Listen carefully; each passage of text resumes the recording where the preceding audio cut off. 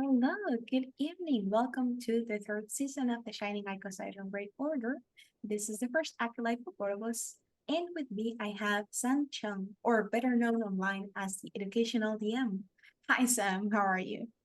Hi there, I'm well. Even though it's 2 o'clock in the morning here, that's fine. Yeah, I'm good. Well, thank you so much for accepting, especially with our differences on time zones. I know that you mentioned your vacation and all that, but although getting to bed late is difficult even if you're resting. So thank you so much for accepting. You're welcome. I am fairly nocturnal, and it's during the school holidays, so that's fine. That works. Most of us players are nocturnal. So, Yeah, yeah, so he was definitely. actually letting me know a few things about him before we started the live. I don't know if you care to share that with us, especially the locations of your recent endeavors. Okay, well, I mean, I grew up in the UK, and I've been in and around London most of my life. But then I went to work in Malaysia for about 9 years ago. And then I spent 8 years working there. Although the last 2 years when I was in Malaysia, like everyone else, it's a bit of a blur because it's COVID and lockdown and everything else. Yeah. So that just went by, and kind of it doesn't feel like kind of 2 years stuck in a house. And then I came back to Britain, partly to look after my parents, but I've got godchildren here. I've got nieces and nephews, and they're just getting to the age. I always wanted to come back so I could do stuff with them when they were teenagers. So they're getting to just about that point. Um, yeah, Where and you I can mean, get them to play. Just say it like that. We know exactly, that's what you're thinking. that's exactly right. Yeah. All right. So before we can jump into the specifics of what you do and all that, uh, well, you mentioned where you're from, but could you tell us a little bit about your background in education? Okay, so I have been teaching for about 25 years now, Wow. and I teach. So mostly it's kind of the British school age, which is 11 to 18 year olds, and then some of the schools go from 13 to 18. Yeah, so I mean, I would say I've spent about half, maybe a little bit over half of my time in boarding schools.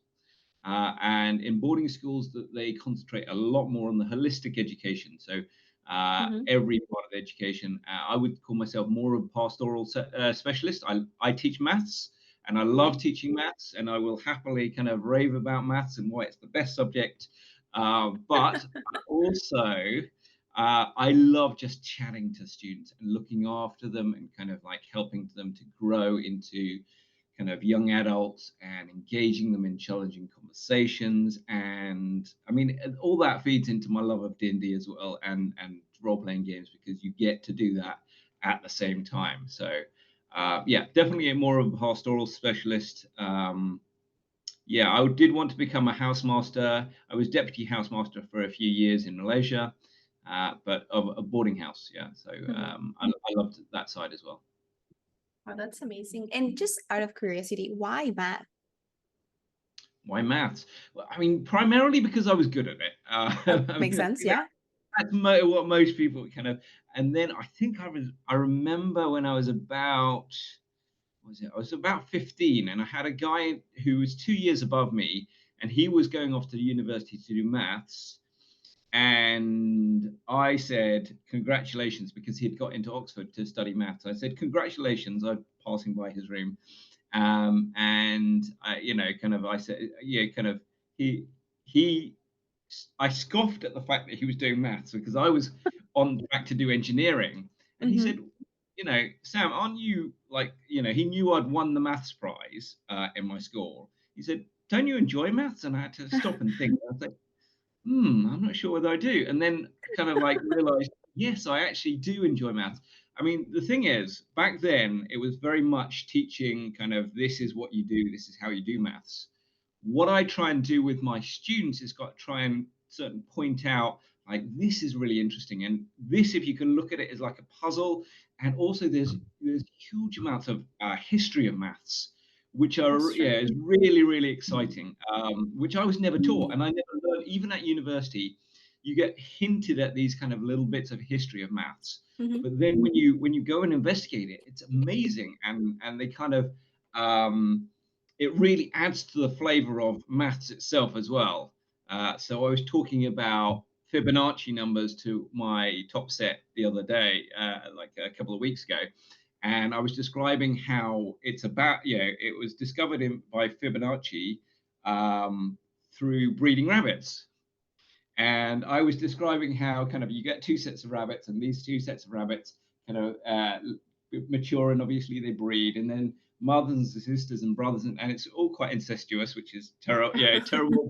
Rabbits do that, and we used to keep rabbits, and we had to separate the male rabbits and the female rabbits, but then they would kind of gnaw through, and then they'd just all of a sudden we'd have a whole load of more rabbits because they'd gnaw through from the males or the females to the males, and my class was cracking up, and yeah, absolutely hilarious. But it got across the point of all these rabbits breeding with each other to create the Fibonacci numbers. So anyway, that's where the Fibonacci numbers comes from. But there's it's really interesting stories, and that's one thing I also love and try and bring across to my students as well. But it's puzzle solving. I mean, most of us who kind of I know that, you get the odd player, don't you, who says, "Oh, I can't do puzzles. I hate puzzles." But once you give them, I mean, it's really interesting because the same players will try their best to solve other things that aren't, kind of disguised as puzzles. Kind of maybe try and figure out what the villains, the big bad evil person's plan is, or try and find a way through this maze or something like this. So as long as you don't, with those players, as long as you don't present it to them as a kind of very dry logic problem, they love Yeah. it. And but it's a shame that they've kind of had such a bad experience, maybe with their maths teachers, and I understand that, or maybe with puzzles in the past, but puzzles and kind of figuring out these things can be fun, and I think that most indie players know that. Yeah, it is true. It is very fun. And it's true. Sometimes you don't realize that that's what you're doing. You think you're only like trying to, I don't know, uh, find the plot of the villain, but you're solving a puzzle or Mm. answering a riddle. That's true. So now that you bring games to the conversation, how did you started playing? Well, I mean, I always loved fantasy. So I mean, I remember, I think I was 8 at the time, but we used to take road trips up to Scotland, and I was staying with my former nanny, and she had Lord of the Rings on her shelf, like the great big book of the three books together. Oh wow. And I think, like as an 8-year-old, I think I actually read the whole lot in 48 hours. I was kind of like, I just didn't sleep for like, two days straight, and it's just read through the whole lot. And I remember just voraciously consuming it. And I grew up with Bible stories, and they're fantastical. I'm not going to say they're fantasy because Yeah. anyway, but and I've just loved fantasy kind of ever since. But then I remember seeing my brother playing D&D in school and looking at these character sheets and thinking, so these are the old, really old basic character sheets, and the saving throws, you had kind of these categories. So it was like poison paralysis and dragon breath, and I was looking at these, and like, you've got points in dragon breath, you can breathe through, you can breathe like a dragon, and like my mind thinking, and I did create some games, and but my dad bought me this very secondhand beaten up box of the very basic D&D, the BX edition. So this is in the 80s. Um, and that was about when I was about 10. So I wrote some people in my church group like church youth group to play. And I also wrote some people in from school to play.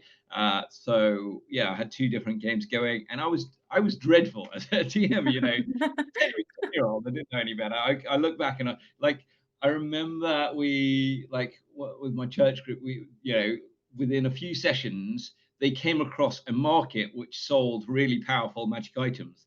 Um, and basically, I overpowered my party just hugely because I thought it'd be nice to give them these really powerful magic items because I thought that's Right. part of the fun. It is part of the fun to getting magic items, but I It suppose is, yeah.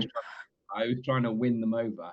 I now I'm now kind of the school of the opposite way that kind of in the early levels you only get very sparing magic items and you learn to kind of have do everything you can without relying on these magic items. But yeah, so that was my experience starting, and I kind of did that all the way through until about 13. I went to another school, and they had a D&D and role-playing game group there, and we did mostly Warhammer Fantasy role-play, which is a lot of fun. And yeah, I mean, so yeah, that's where I started, and I love D&D. I did go through a patch where I didn't play for a while, and then probably about 8 years ago, one of my students I played on and off, and then one of my students kind of I don't know why he came to me, uh, maybe just in passing conversation, but they wanted to start up a Dungeons and Dragons group, and so I did about I think that was about 8 years ago, and we actually did fourth edition, which wasn't great, but we pretty soon swapped to fifth edition, and it was very good. All right.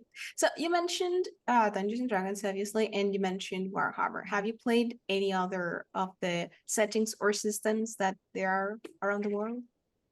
Yeah, so as I said, when I reached the secondary school, for 13 to probably about to 18, we did play a few different systems, and that was quite good. So we played Paranoia, had a couple of sessions of that. That was fun. Let's see, Sky Realms of Darun, and what's the other one? Star Traveler, or Traveler, and just a few different systems. Now, also since going to Malaysia, I mean, the thing is, where I was in Malaysia, there was nothing in terms of entertainment or people around. My fellow teachers, as soon as it came to any holidays, even like a long weekend, they'd scatter and they'd travel to all around Southeast Asia. So I loved exploring Southeast Asia, but I also started trying to find one-shot games. So I was in Hong Kong, and I played. What did I play? I played. I think it was Legend of the Five Rings, just as a one-shot. I played a one-shot in Kuala Lumpur. I played Tales from the Loop. I played Mm. uh, yeah, just a few different. I think I played the Lord of the Rings, the One Ring setting. So I've had a few. Yeah, I've had a decent experience of a few different settings, and that's fun. That really does. I think that really does help you as a dungeon master. I think it helps you as a kind of uh, yeah, just to see what works and what doesn't. That's true. We have a question here in the chat. Have you ever played a Latin American system or game that you know of? No, I don't know. I mean, this is the first. In fact, I was, once I got invited to this, I had a look a little bit, and I mean, obviously, I haven't previously heard of the role playing game community in Mexico, or even anywhere in kind of that the Latin America at all. So I hear, obviously, since I was over in Malaysia, I did hear about kind of the role playing community in Malaysia. So I was plugged into that, and I was trying to help nurture that. I hear about some of the things that are going on in Japan. Hmm. I know that they love their Cthulhu in Japan. Yeah. I know kind of there's a good group in Singapore. There's a really good few groups in Hong Kong. Um, and I saw recently that they were playing in, what was it? I think it was in Iran actually. So I saw an article about that, and I've seen some Oh, various articles about various different places, but I've yet to hear about. I think you guys need to get the word out, and you need to be produced. So you tell me what role playing games are Latin American role playing games? well, of Give me. course, the first one that I'm going to show you and that I want you to play and will invite you to play once we have a session ready. It's the ones that we are creating, of course. But Okay. and it's true. If you ever want to play our games, please just let me know and we can arrange something. Can be online, streamed, or it can be just online between us. But games that you might have heard of, um, there's one that I know created by a Brazilian guy. The name is Storm, I believe. That's one of the oldest ones I know of.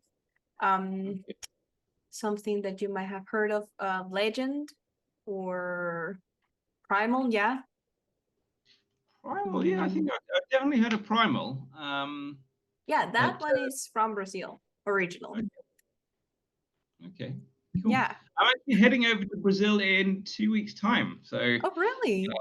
I'll see whether there's any game shops and what they're playing over there. Yes, it's going to be my first time in Southeast America. Sorry, South America. My best friend is half Brazilian, and he's taken his four boys, as in one of them is my godson, but he's kind of four boys over to Brazil for 5 months. So he's taken them out of school. The oldest is 9, and the youngest is, I think, 4. But they're all kind of over in South America at the moment. So they're all in Brazil, and I'm going over to visit for a week in 2 weeks' time. So That's that'll be nice. exciting. Yeah, that'll be exciting. As I said, I've never been to South America before, and so I'm looking forward to that. Well, it's awesome and we are awesome. But I'm sure you are. if well let's not talk about specifics, but later you can, if you want, send me a message. I do know a lot of people in Brazil in different areas, so let me know like the area will you will be, and I can tell you about stores and what's the name, events, even because they do have some events in the next few months. um Okay. Anyway, so going back to where we were, I think we have a question. No, that was part of the previous conversation. All right. So how did you decided to mix both things? Because I read on your website that you started as a teacher, like regular teacher, regular dynamics, and then at some point you decided to mix it up with your passion for D&D. How did that happen? So, yeah, I mean, I don't use D&D in the classroom. I think that maths. I mean, I can certainly flavor some of the learning about maths to D&D, and if they do an investigation and exploration, or yeah, kind of, then they can certainly explore that side. Um, but I think it's quite difficult to just solely use it with maths. As I said, in a boarding school, they really encourage you to start clubs and do extracurriculars, and so some students just asked me to run a Dungeons and Dragons session, and while I was doing it, while I was running these sessions, I was suddenly realizing what an amazing educational tool it was. So just running it, just not doing anything special, just running it, they are learning so much. As I said, kind of straight away the puzzles and problem solving, kind of you get kind of students who hate maths, who have a real mental block about maths, but they will still be solving logic problems that are in the game. But also, kind of the vice versa. I think I've mentioned this a couple of times in my writings. I had this one group where they just had to climb a mound of boulders, and kind of and I said, what are you going to do? And they said, oh, you were just going to climb up, and then the wizard, who had very low strength, fell down and he hurt himself. And then I said, what are you guys going to do? You guys are halfway up. This guy's at the bottom. And he said, oh, he's okay. We're just going to wait. And then they continued up, but the wizard again fell to the bottom and started bleeding out. I was unconscious. And I said, what are you going to do? And so at the end, one of them eventually said, oh, I'm going to tie off a rope and then I'm going to climb down. I'm going to put a healing potion in. And at the end of the session, I asked them, what is it? Yeah, what could you have done better? How would you, and they were stopped and thinking for a minute. I said, have a look in your backpacks. What could you have done? It's like, we could have used the rope. Oh, grappling hooks. We just thought that was there for flavor. And then one of them said, kind of, we could have probably sent our best climber up first, And I said to them, if you'd done that, if you sent your best climber up first, we rolled, I wouldn't even bother to roll for the rest because you've got a rope. You're all you're outdoorsy at least. Even the wizard has been kind of traveling around. If you've got a rope helping you up this kind of these boulders, I wouldn't have asked for a roll at all for the rest of you, but just for the person who's leading. Um, and and the interesting thing is that in this group were three of the top mathematicians from three different year groups in the school, as well as the top debater.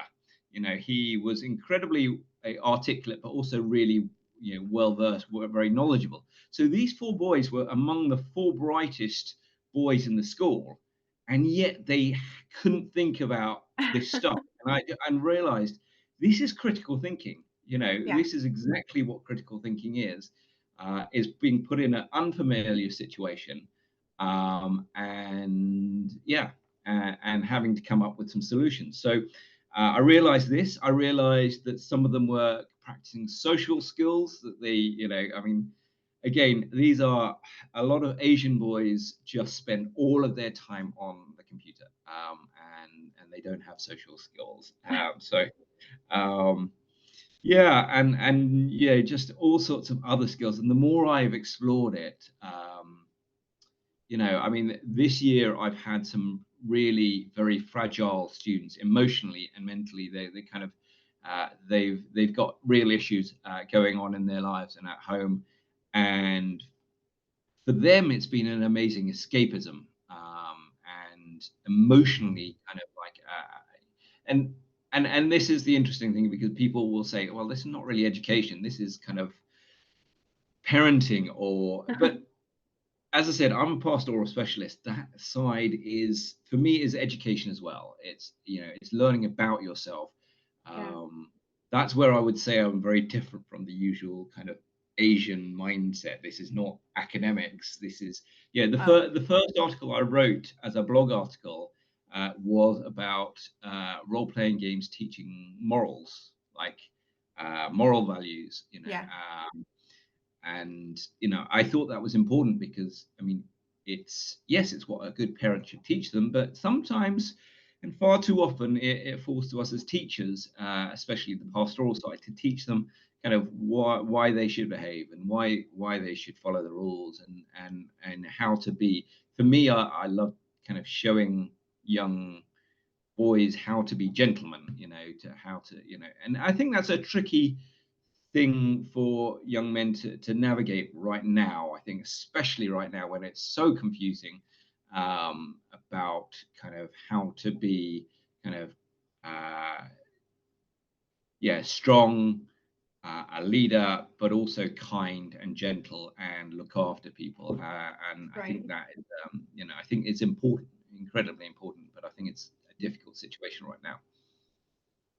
That's true. That's true. And I really find it, I'm gonna say refreshing that you mentioned the social part and the get to know yourself part of tabletop RPGs, because most of the times, and so far in their interviews, yes, the other teachers have mentioned the social part, but they also focus on the specifics of the class.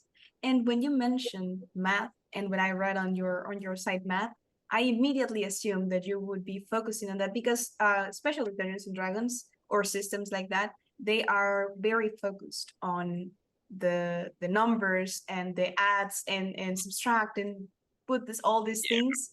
And I yeah, immediately went there. I assumed you would be doing that, like to help them practice in a easy way, in a more stimulating way. But I really like that you mentioned the social part of the games.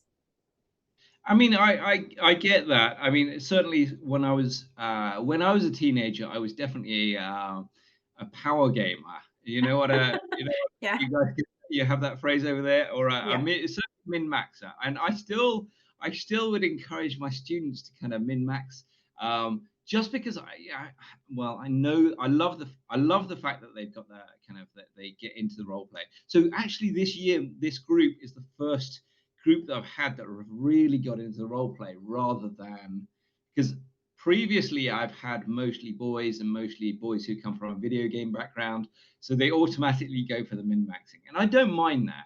I actually quite like that, because it means that they care about the game. That means that they will engage with tactics and problem solve and things like this.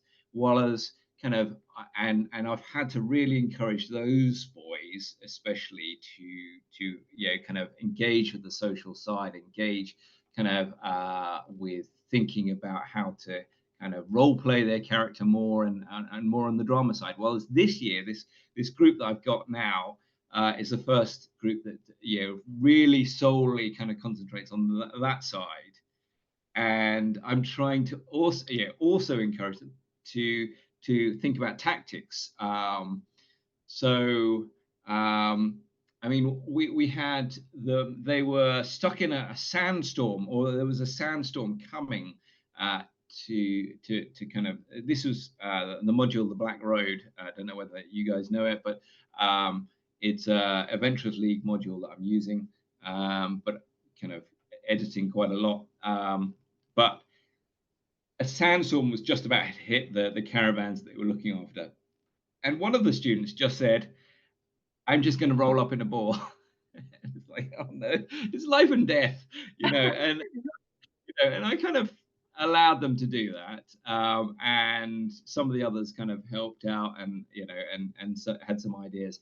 Um, and the last session of the year was a battle royale, so definitely they needed to think about tactics then. yeah. But I do love the fact that they will get involved with role playing, and next year I'm going to try and make the sessions much more about engaging in that role playing.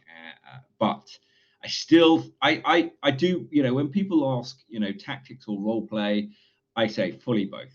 You can have games which are fully both. You can have characters which are fully both. The stats on the character do not make the character at all. It's about the character. It's about your kind of your intelligence. It's about your social skills. It's about your kind of and this is the beauty of role playing games. It's engaging in all of those different things, and this is why I think it's so wonderfully educational, in a way that they, you know, is not your traditional education, where you're taught stuff. This is where Mhm. you learn stuff. And my top mathematicians, kind of the sixth form, so the 16 to 18-year-olds, they'll tell you that I'm much more of the sort to kind of, here's some problems, have a go, figure it out yourself. I'm real willing to help you as much as you can, but you need to go and figure it out yourself. I'm going to say as little as possible, give you enough information and framework so that then you can figure it out yourself. And I believe that is the best way of learning. And as I said, kind of with role playing games, figuring it out themselves, you engaging that brain to explore themselves is the best way of educating someone. I completely agree. I have a question more again out of curiosity. You've mentioned my boys, and is it because it's an all boys school, or is because only boys participate in that specific club? So that was my previous school. We only got one or two girls over the years, so it was mostly boys. Hmm. And then in this school, it's much more mixed. And I'm actually encouraging it to be mixed. So as part of the group, I had one of the grad students. So they are people who've graduated from university, but they're not fully full teachers. Uh, Okay. she has been part of the one of my student groups, and she's staying on next year. And I've asked her, and she's agreed, and the school has agreed to let her run an all girls junior group. Just because I think that the boys, again, they're quite boisterous. They have a tendency to jump straight in and kind of just grapple and get to grips with the idea of Dungeons and Dragons and role playing games immediately. Whereas I think the girls need a little bit more nurturing to get the confidence to play, and especially with these boisterous boys. So I've asked her to run an all girls group, and I really want to have a lot more girls in it. So I think that they definitely kind of bring a lot to the table that it's a generalization, but kind of bring a lot to the table that boys don't necessarily have. I mean, it is true. That's something that happens in the world in general. It's not that often that we are there, but we are getting there. But I just wanted to know because I assume that would be different if it was an all boys school and all that. Now you mentioned, and I believe this was on the previous one, that it was just, oh, or well, not just, but it was a club, not part of the class. In this new place that you are, it's also like a separate club, or now do Yeah. you play it at the class in the classroom? No, I mean it's so I we have timetabled extracurricular activities. So we Mhm. have timetabled clubs. So one of my groups this year has been off timetable. It's just kind of been but one of my groups has been on timetable. So but I'm not using it in my maths classes.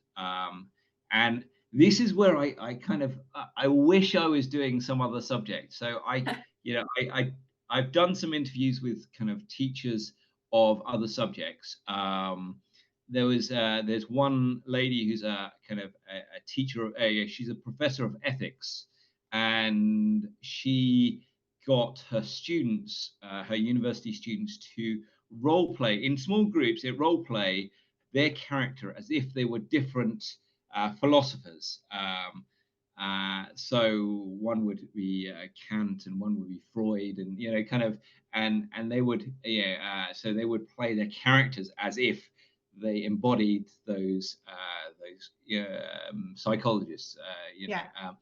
and other teachers I've heard about kind of, I mean, I would love to kind of, I loved English literature. I would Mhm. love to kind of get my students to engage in English literature by role playing a scene where they are that character. So they have to learn and understand what that character is before being able to role play that character within a scene and what they would do in that scene. So they would have to interpret what they've got from a play, like maybe a Shakespeare play and those Shakespeare characters, and then interpret how they would kind of react in these situations, or just think about how they themselves would react if they were in the situation of the characters. And you could also do the same in history. There's so many situations in history where kind of you can kind of set up a role play where kind of history events are unfolding, and they have to react to it, and they have to figure out how to kind of react to it. So, I mean, I've got a lot of ideas for other subjects, but unfortunately, I think, I mean, as I said, I could flavor my maths lessons and various maths topics using Dungeons and Dragons, but I can't, it doesn't really work as a kind of as a one-off lesson. I wrote an article actually about does Dungeons and Dragons teach maths, and the my main thing is that it does teach numeracy, basic numeracy, so kind of rolling dice, adding, subtracting, multiplying, all those things. But and it teaches kind of critical thinking and logic, problem solving. So that's at the top end and the bottom end. But the middle part, where you've got kind of the main subjects like trigonometry or quadratic equations, I can't really, I don't feel that I can use it in that. Why? I mean, I think I don't think it's necessary. But why do you? Why I see Um, that you are reluctant to do that. Is there a specific reason why you think maybe it wouldn't work, or?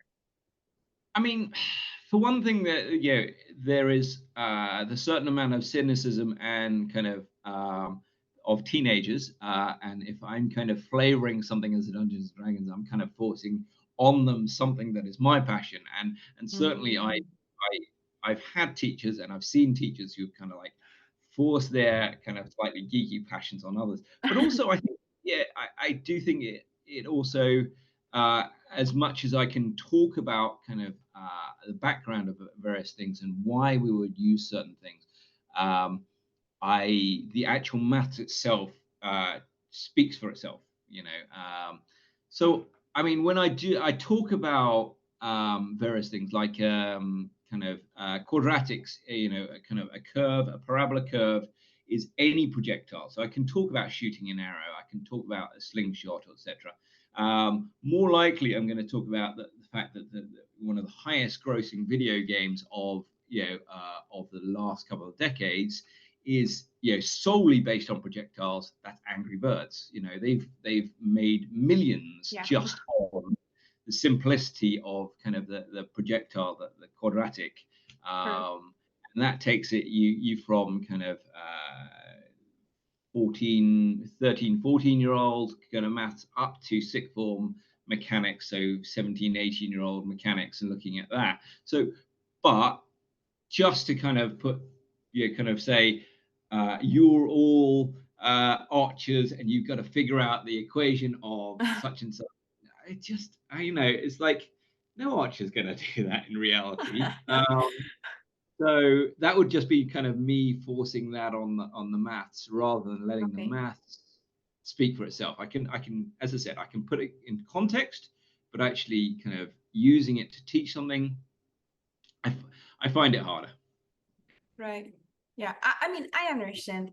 And now that I think about it, I mean, yes, some of the people that we've talked on these seasons are teachers that use it in classroom. And I think that how they do it, it's amazing. However, I also think that what you're doing that is putting the option of tabletop RPGs in specific Dungeons and Dragons outside of the classroom, but still inside the school during that like dynamic to help them develop things that sometimes you don't pay attention during class, like how you talk to others, how you interact with others.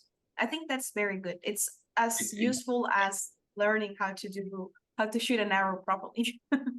Yeah, I mean that's one of the things I always say that I'm a pastoral specialist. So when I'm looking through news articles, I do look at the maths articles and I do find it interesting. But what I find even more interesting is that kind of the articles that say kind of these are the top 10 things that companies want universities to teach but aren't teaching, or schools to teach. That what is it that schools aren't teaching? And a lot of that obviously is social skills. A lot of that is like learning to network, learning how to kind of finance and various other things like this. And most of those, if you look at those lists and you think, kind of, what do I learn from Dungeons and Dragons? Yes, I learned kind of social skills. I learned how to kind of negotiate. I learned teamwork. And these things aren't really taught in the classroom. You might have a group project, but it's still not quite the same as the intricacies of teamwork. And one thing I'm always saying right now is that what I see happening, in fact, what my goal is to see, like, have role-playing games be seen in the same way that parents see music lessons or tennis lessons. So parents who have a bit more money, who can spend something on their children, kind of will get their children to learn, kind of piano lessons or do tennis lessons or kind of all sorts of other things to add to their education. And I think that if parents start to see Dungeons and Dragons or role-playing games as something that really useful uh, to their education, I think, and I would say that it's in some ways more useful than many of these other things. I think music is important. I think that kind of exercise is really important. But but Dungeons and Dragons includes kind of engages, and role-playing games engage a student mind in so many different ways and in so many beneficial ways that I think that parents really need to open their eyes to this. And so, I don't know whether you know Zach Resnicek. Do you know Zach Resnicek? I it doesn't He's the ring a guy bell. he's written the Teacher Gamer Handbook. So this is where I disagree with him in terms of he wants to see role playing Wait, you games. said Raz? Yes, Zach Rez or Zach Oh Resnicek. yeah, yeah, he was with me last week. Yeah, I know him. Ah, yes. Okay. So I've talked to him quite a lot, and we disagree. He thinks I don't think it will ever be formally put into a syllabus. I don't think that role playing games will ever be built into a formal syllabus. Part of that is also kind of trying to get trying to get teachers who aren't gamers to be running sessions, which isn't Mhm. fair. Oh, And if you don't have that buy-in, it's difficult. But also because I think it's a difficult fit for some subjects. Um, and it's also difficult to assess because there are so many different learning outcomes from it. So um, but that's why it lends itself quite well to therapy and psychology. Yeah, and I see a lot of therapists using it now, and I've talked to a lot of therapists who are using it. But as in the classroom, I don't see it coming. I see a lot of classroom teachers using it, which is wonderful, and I completely agree with him on that. But Zach and he seems to think that it will be something that will be built in the classroom syllabus and a formal curriculum. I don't think it will be. I would love to see the perception of it for parents to see it as this is a wonderful educational tool that is an add-on to school. right. Well, yeah, that makes sense. And of course, in the context or the schools that will allow to have those kind of activities during like school time or having the space to do that, I agree that it is a great tool to help the students keep developing besides the specific like subjects that you have in school, right? Yeah. I am understanding that part of your um, resistance to use it on the classroom is that you don't want to force it to the students that wouldn't like it. Am I understanding correctly? Yes, there is a little bit of that. Yes. I I mean, D&D still has a bit of a nerdy aspect to it. yeah, true. It's a lot better than it was, but I think it still has a very nerdy aspect of it. Yeah. Yeah, that's true. And I wanted to clarify that well for myself and also for our viewers because sometimes as gamers or tabletop RPGists we sometimes forget that yeah maybe someone wouldn't be excited about it because I read on the chat and a lot of people mentioned hey that would be amazing I would love to have that during my school years and I agree I would have loved that but yeah you're right maybe not all of the students will react on the same way and having this opportunity that you are giving them like hey here's the option if you want to come and play and keep developing your skills you can come and do that here. I think it's a great way to add it without, like you said, force it. We have a comment on the chat. It's about something you mentioned earlier when you mentioned that you didn't that you haven't thought about a specific way to do it with your subject, with math on your classroom. And this person in the audience is asking, what about getting students into the context and mindset of the mathematicians that resolved some of the big problems or did progress in the math field, to guide them into an intuitive, natural thought process to resolve the problem at hand? So similar to what you mentioned of the Ethics. psychologists, yeah, Yeah. but with the math characters of history. Ooh. The thing is, when I was at university, I was surrounded by very bright mathematicians, and I would say I was relatively unique. Well, not unique, but I was relatively rare in being able to break down what I was doing in the maths and explain it to others. Which is why I went into teaching because I found that I could break down the way that I was solving a problem. And I think, I mean, I don't know whether you've had a good experience or a bad experience of maths teachers. There are a lot of maths teachers out there who are brilliant mathematicians but terrible teachers. Yeah, sure. And one of the reasons why they're kind of terrible teachers is because they immediately understand something. They immediately can jump to kind of, and they will say, "Oh, it's obvious. Just look at this. It's obvious." Yeah, And kind of, I had a couple of teachers, kind of maths teachers who were like that. But kind of the best teachers aren't necessarily the strongest mathematicians as well. So trying to get somebody to get into the mindset of these genius mathematicians. Firstly, I don't. I'd have to do a lot more study into kind of the thought process of these mathematicians, and that's actually quite a difficult thing because their notation, their background, what the building blocks they were coming from is a lot more tricky uh, than you know than just coming from the basics that they have from primary school, etc. So to right. try and get them into that mindset of these mathematicians and to see where they come from would be difficult, and I'd have to learn it myself as well. I'm not saying that I'm Yeah, afraid of that, but that's a lot of work to try and get into that mindset myself to understand where these mathematicians come from.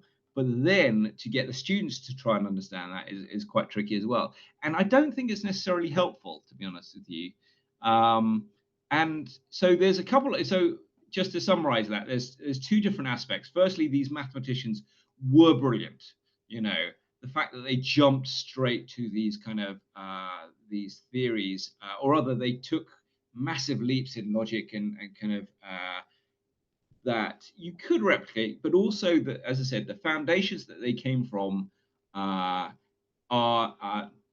learning those foundations is not very helpful. I think it's much more helpful in ethics to kind of see that as a historical, but also as a kind of mental exercise. mm-hmm. But in maths, I don't think it's that helpful. So yeah, I mean, one of the most famous things really is the kind of uh,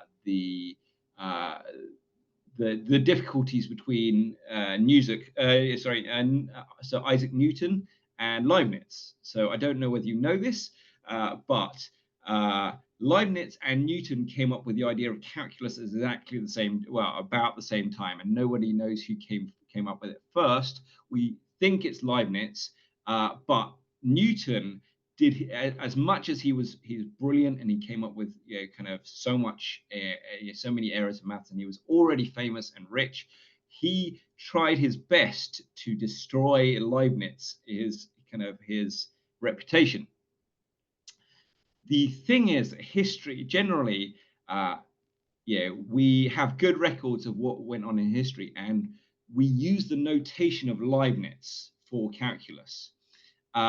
So to try and get us into the mindset of how they created this, and having a look at, if we try to look at Newton's notation, it's actually really quite awkward and quite difficult, and it needs a level of university, if not more higher level of kind of maths to understand that the kind of notation that Newton is using, while as Leibniz is the ones whose notation we use. So kind of to see that trying to get into the mindset of Newton in that sense is really not very helpful, because you need a level of math beyond, it's just not helpful, I just think. Right, right. Yeah, that makes sense. I sorry, let me see. Oh no, it's not a question. It's just part of the same question.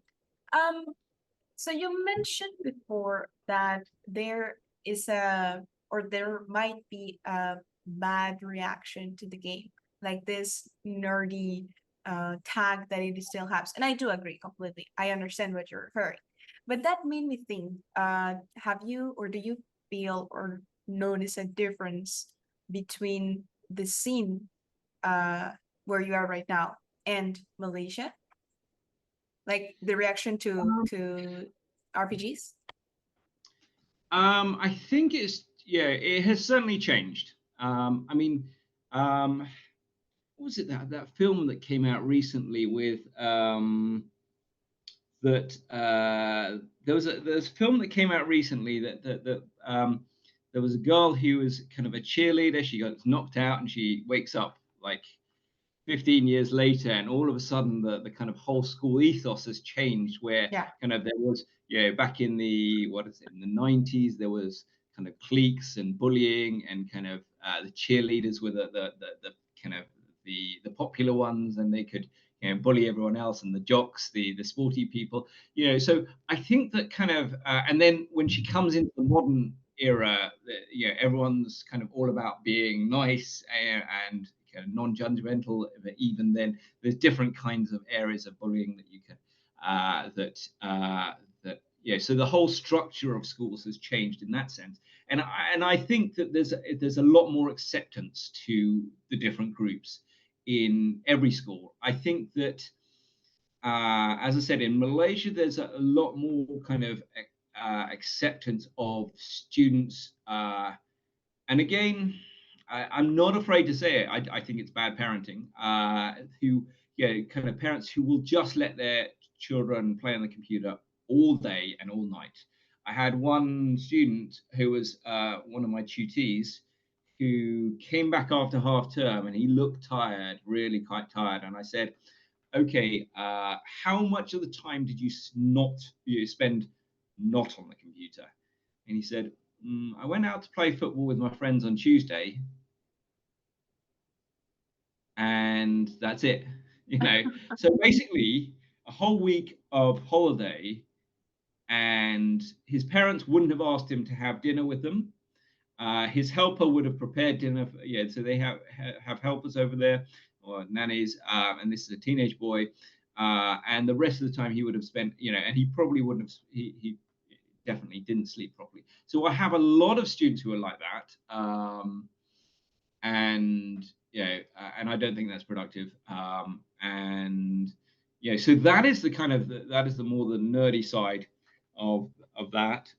Okay. Um, over here in England, and so because of that, because video gaming is such a popular kind of a thing, even the kind of sporty kids do a lot of video of gaming.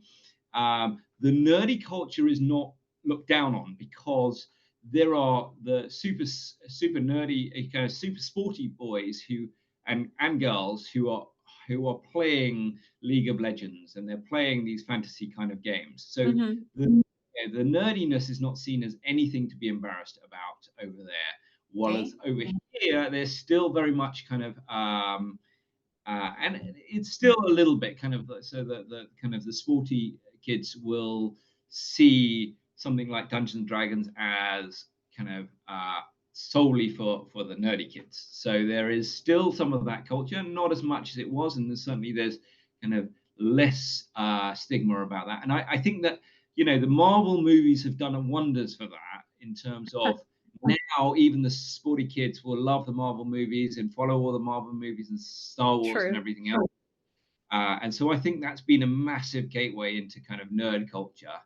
But I think still D&D is still just on the fringes. And what is it?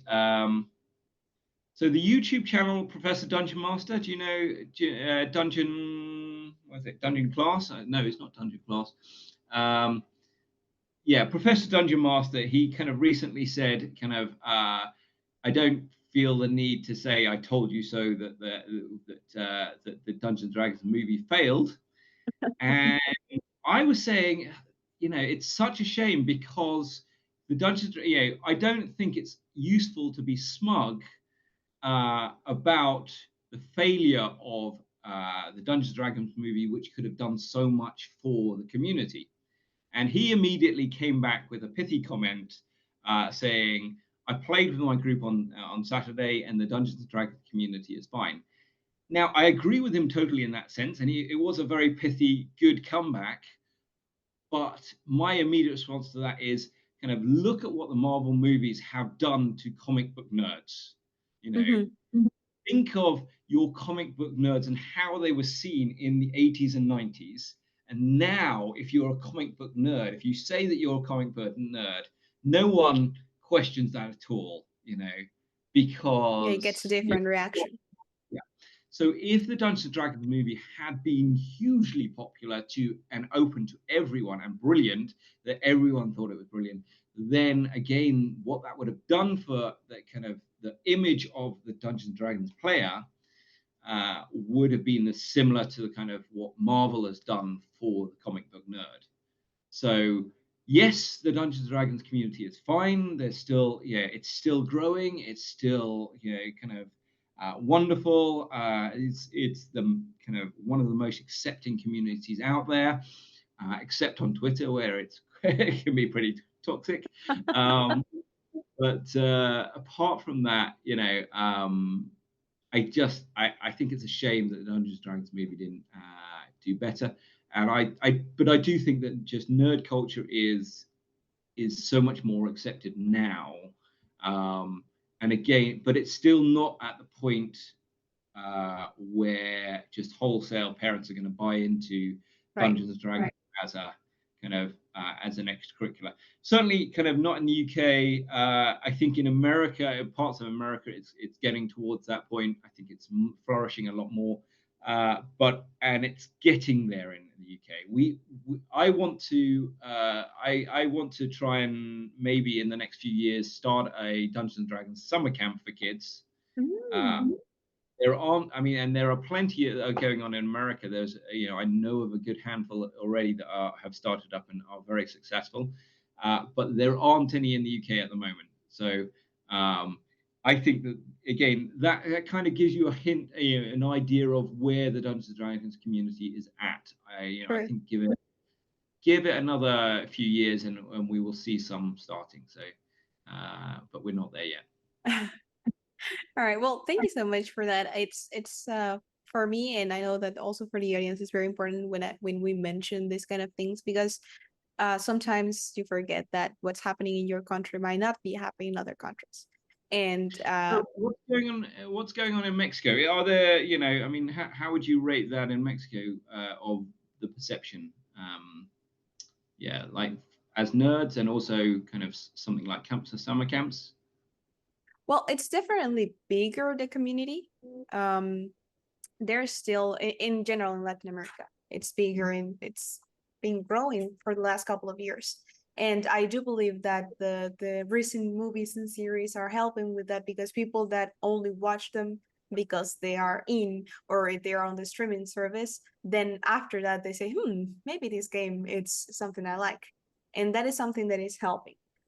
There is a very important detail that is that in general Latin America it's in a not very helpful economical situation.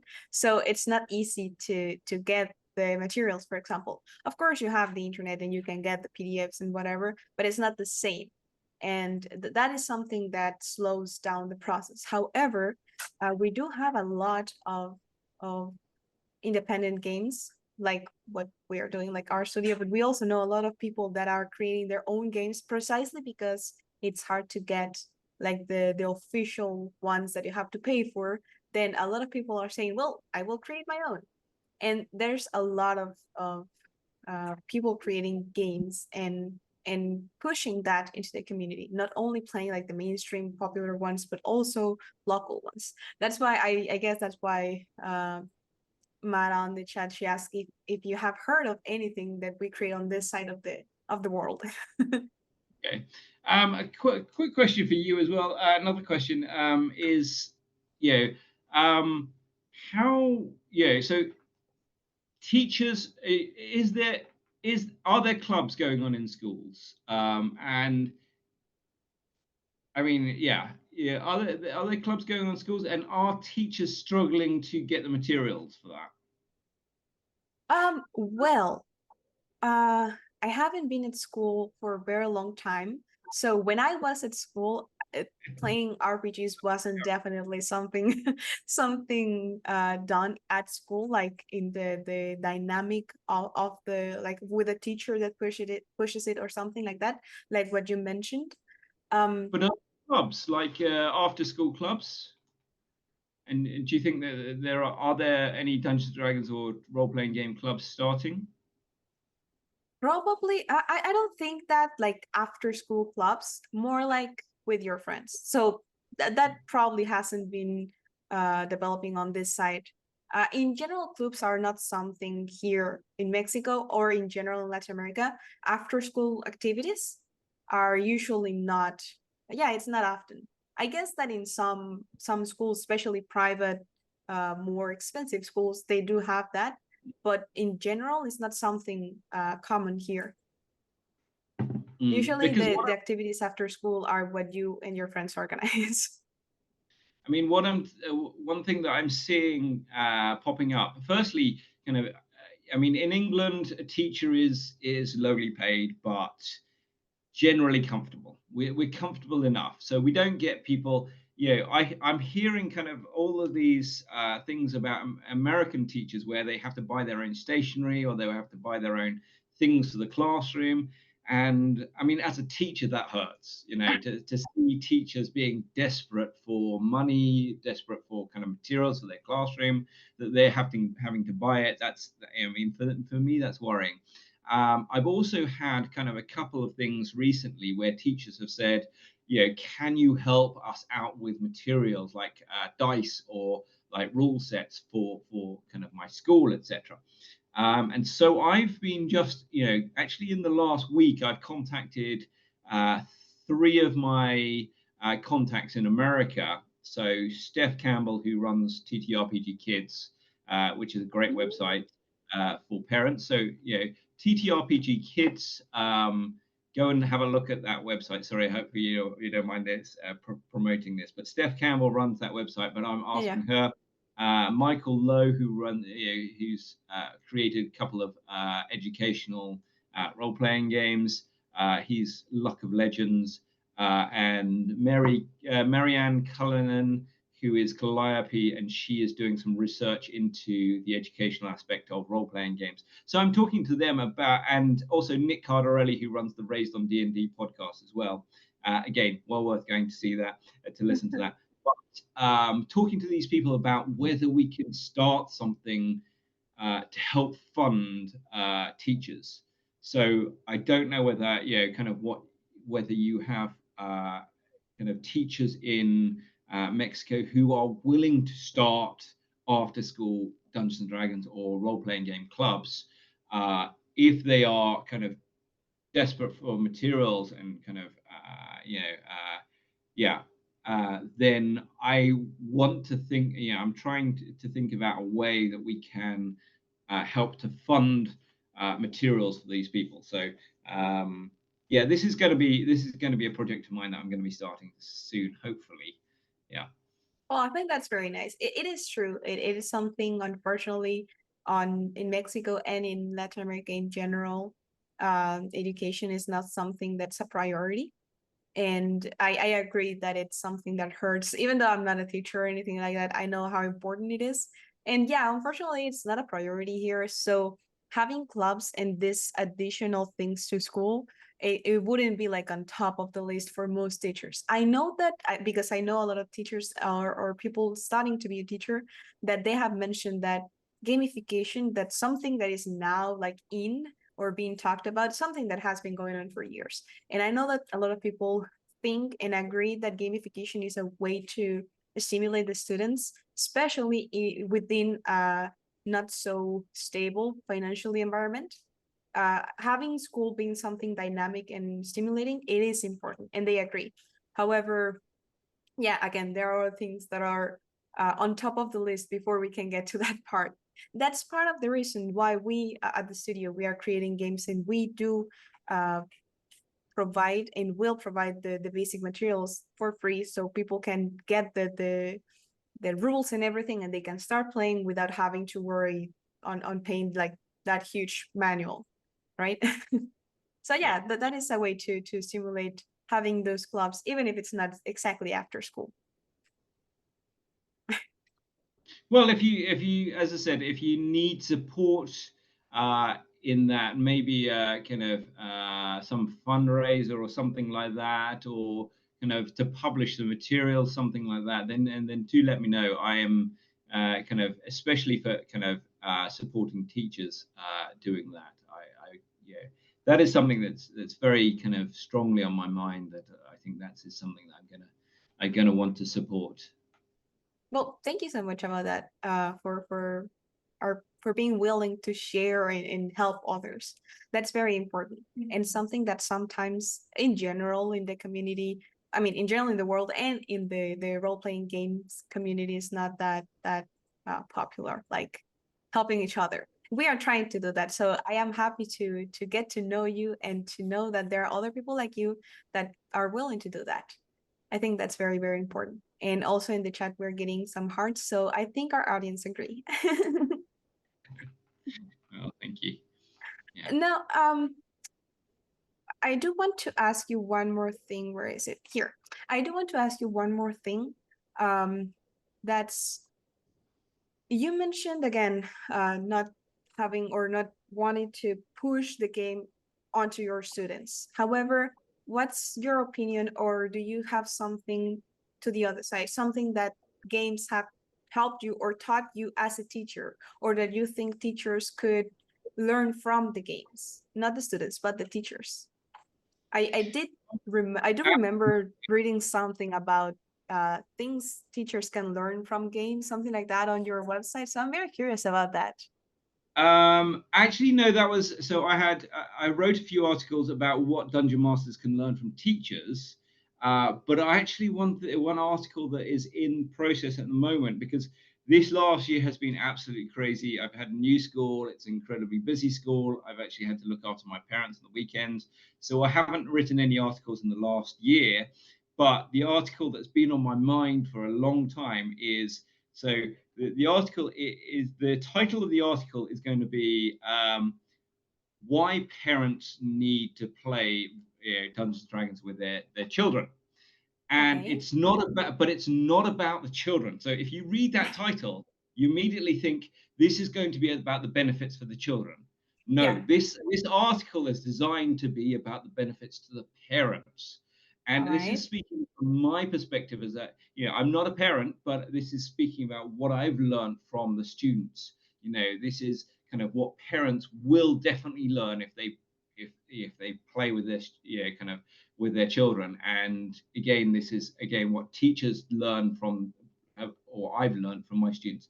So there is definitely kind of the knowing how to kind of handle the emotional fragility of uh, of uh, of teenagers, and also how to communicate with them, to see what they're, so as I said, this group that I've dealt with this year has had a number of issues, and I'm not going to go into those. But they're quite emotionally and mentally fragile, and kind of I've really enjoyed kind of they are amazing students. Actually, they are kind of incredibly intelligent, incredibly perceptive, and really willing to get involved with making themselves vulnerable, but also role playing. So I've taken that very seriously. And because of that, I've learned much more in terms of how to deal with them, how to kind of interact with them.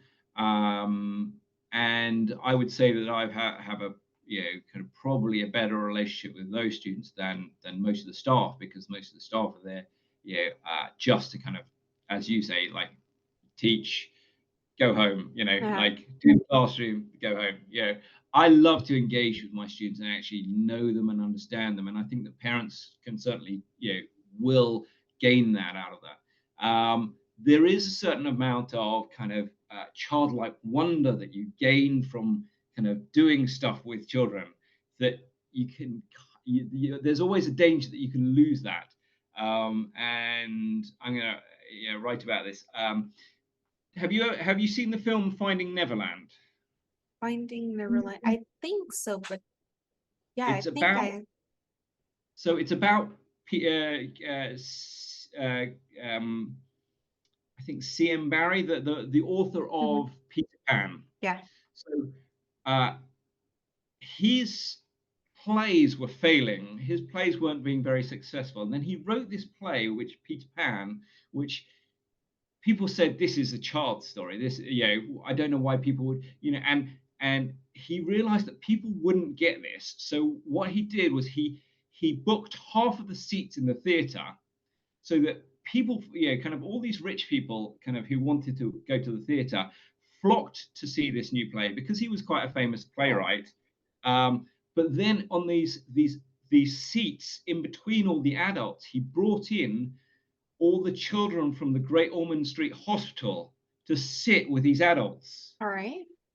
And what happened was when the play started, and this amazing thing about Peter Pan flying and battling with pirates and fairies and all of this other stuff was happening, these adults who kind of have maybe lost a little of their kind of maturity, saw these children next, kind of the children next to them were laughing and giggling and kind of looking in awe and wonder.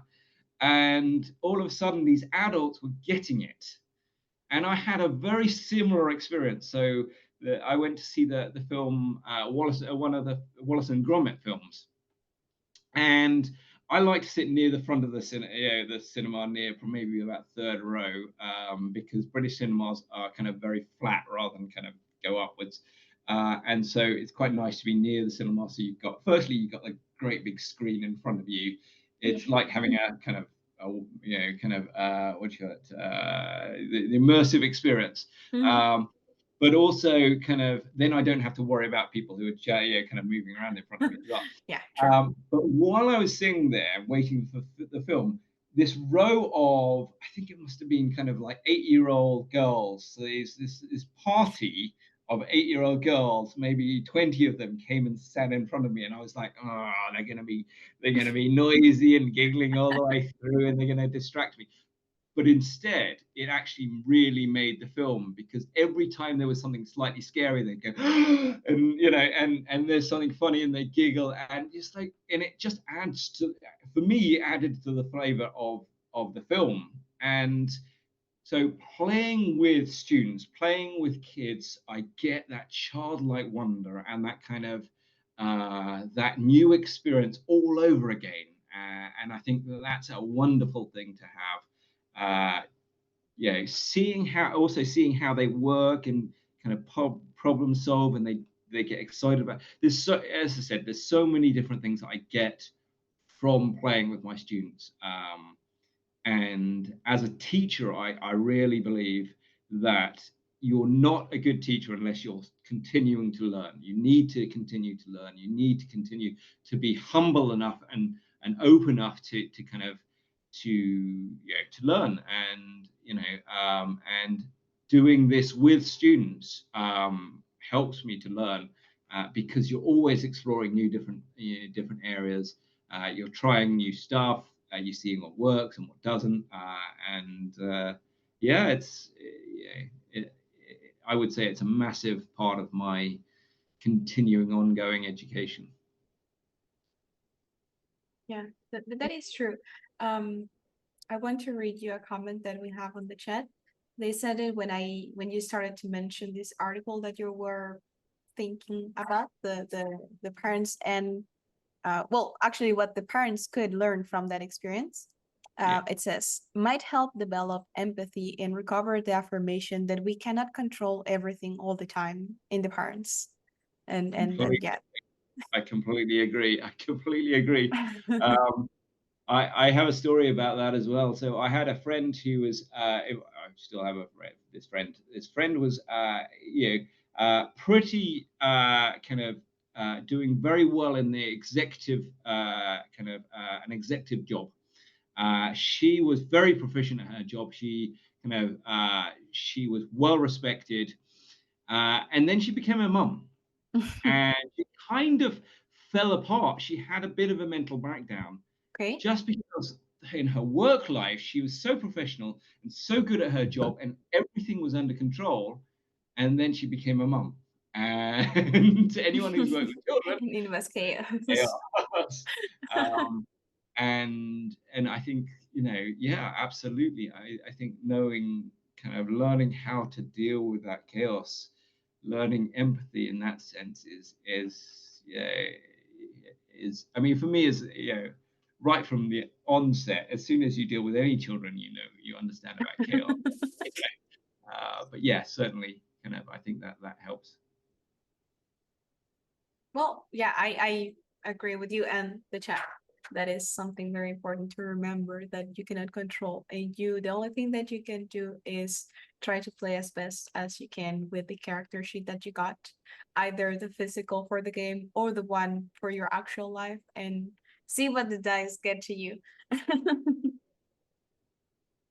Yeah, Well, yeah. again, I think it's very important what you're doing. Again, when we started talking about the tabletop RPGs in education, I immediately imagined teachers in the actual classroom saying, "Hey, we're gonna play to learn about the, I don't know, Roman Empire," something like that. That's the first thing that came to my mind, and that is something that some of the interviews have brought to the show.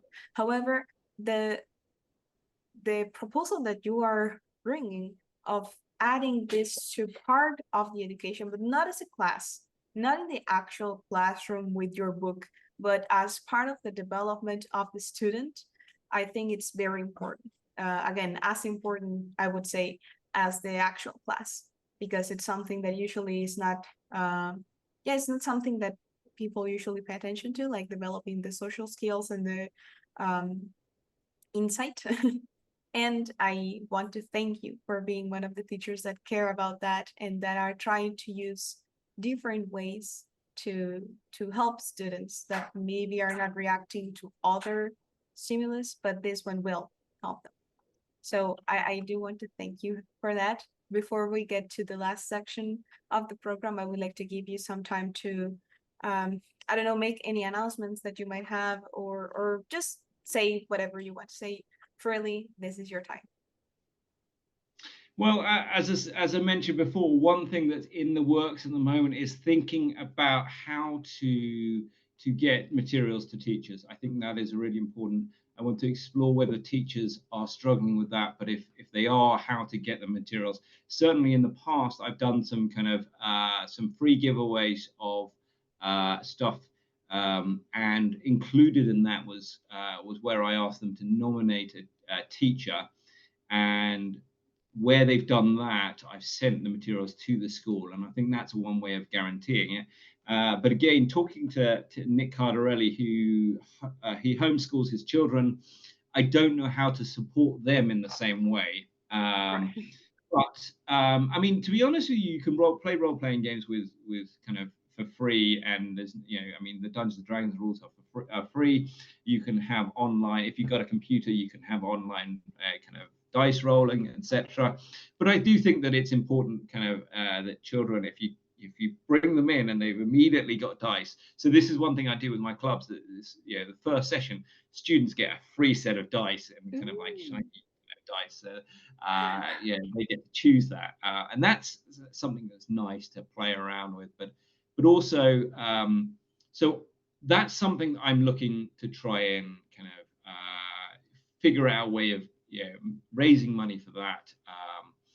I'm actually going to look to do some kind of monetization of what I'm doing as well. So I've actually got some children's books that I've written, just very simple, fun children's books. I'm potentially gonna write a kind of a more adult book for educators, and people who are interested in uh, how role-playing games engage people in kind of in education, and holistic education, as I've said, kind of learning about morals, learning about communication, learning about intellectual curiosity and critical thinking. I'm thinking about going part-time, so possibly doing some speaking engagements in and around Britain.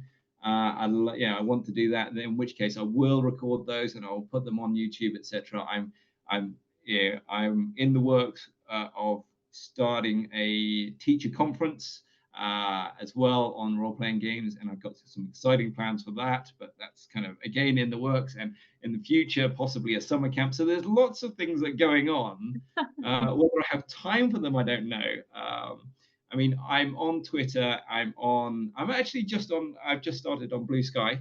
Yeah, I've got an account, which is you know. which is wonderful. And I'm on Facebook.